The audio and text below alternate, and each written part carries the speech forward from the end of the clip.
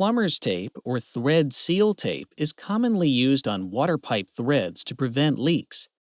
Before we begin, ensure the threads are clean and free from debris. Remember to test the fitting size before applying any tape.